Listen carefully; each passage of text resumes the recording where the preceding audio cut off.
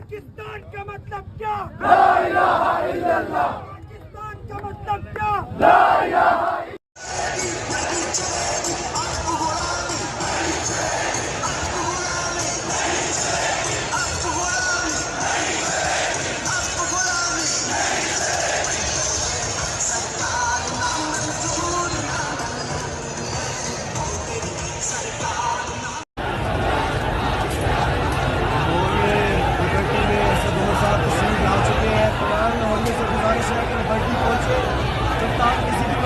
दे सकता है माफिया का इंशाल्लाह दबाव होगा।